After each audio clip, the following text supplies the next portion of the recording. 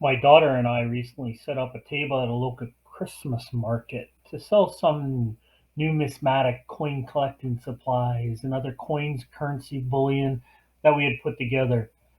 Do not tell my wife, but maybe the ulterior motive was to connect with people and potentially buy some of their collections and penny jars and or be able to at least go through them and take a look and see if we couldn't make an offer. But we did not sell very much, but one thing a big table of money does do is it gets people's attention. There was lots of visitors to our table, and we had some great conversations. We may not have walked away with much monetary profit, but we were enriched with a few great stories. These are some of those stories in the next few videos. Every coin has a story, and the challenge coin is no different. A visitor to our coin show table at a local Christmas market took a quick look at our table, then reached into his pocket and said, "I bet you haven't seen one of these." He said it had his name and designation on it.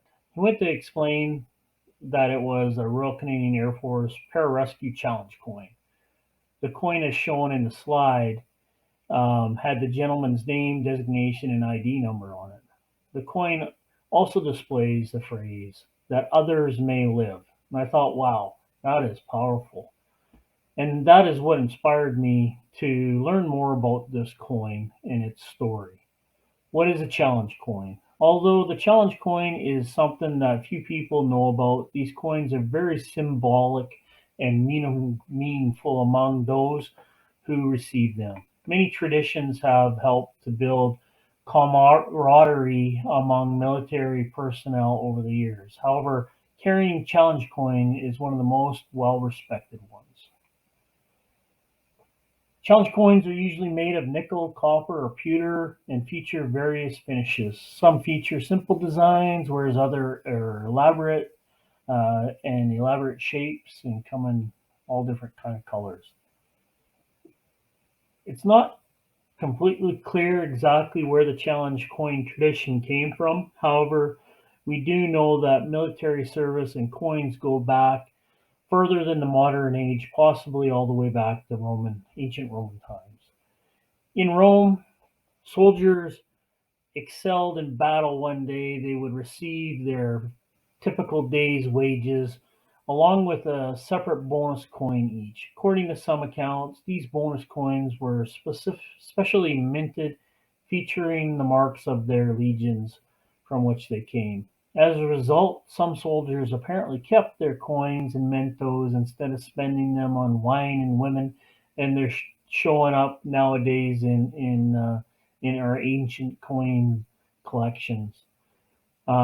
Still, some soldiers use challenge coins today as identification badges, proving that they belong to certain or serve in certain units of the military.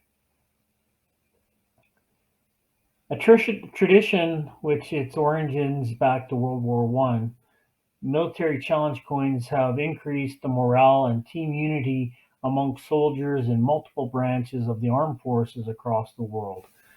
Given by commanding officers to their soldiers for acts of valor, accomplishment, and certain missions, as well as special training and meeting career milestones. The coins are keepsakes amongst men and women who earned them.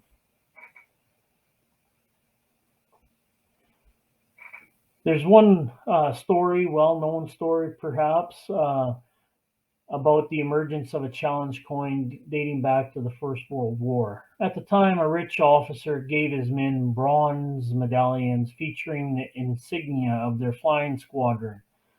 Not long after that, a young flying ace was shot down and captured by the Germans. The Germans are said to have removed everything the ace had on his person except for a pouch he was wearing, one that held his medallion. After he escaped to France, he was sentenced to die by the French because they labeled him as a spy. However, the ace presented his medallion as proof of his identity.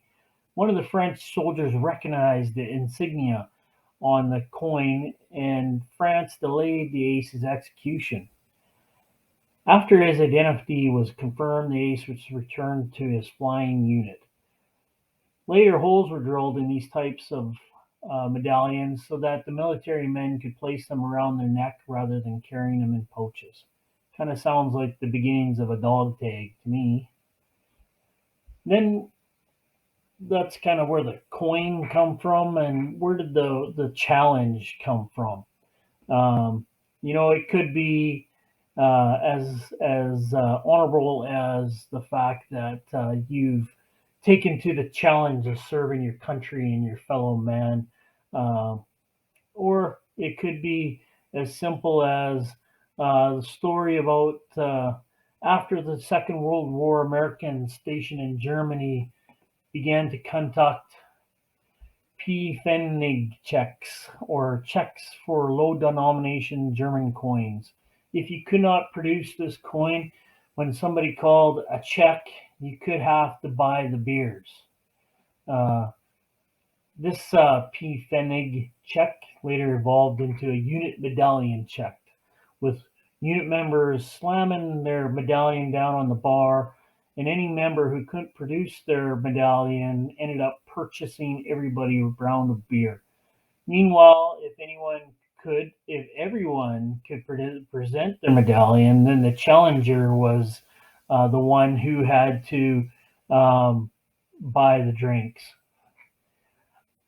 Today, it's said that this same challenge exists, and maybe instead of slamming their medallion down on the board on the bar, the challenge coin is hoisted into the air, and you shout out that you're initiating a challenge coin check.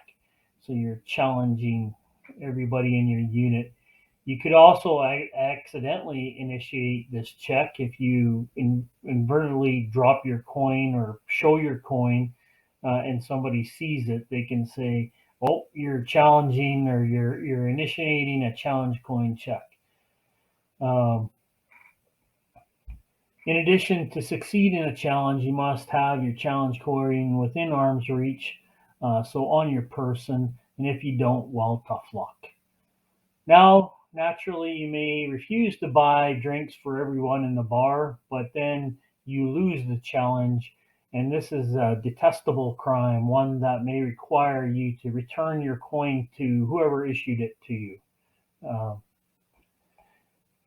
Challenge coin checks are allowed anytime and any place, so you best be prepared. Regardless of where the challenge coin came from, the people that have them should be acknowledged for their service, for they have gone above and beyond and what is asked of them to protect you and I and maintain our freedoms.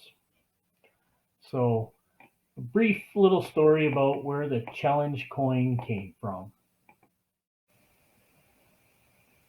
Now we know what the challenge coin is and a little bit of history of where it come from. I wanted to look further into uh, the gentleman, what his specific challenge coin was for, and it was for the pararescue unit. And so, looking into the para unit or pararescue uh, division or association, um, just was like, wow.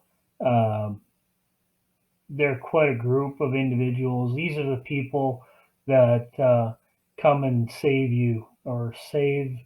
Uh, they're utilized in the military to rescue, trapped or injured, and then we use them in civilian life to rescue people in distress, either through natural disasters or other events that have happened. And just as we've seen on his challenge coin, the phrase that others may live, and that's just so strong. So then I looked it up, Pararescue Association of Canada, pararescue.ca, and they have some really interesting information, but it gives you uh,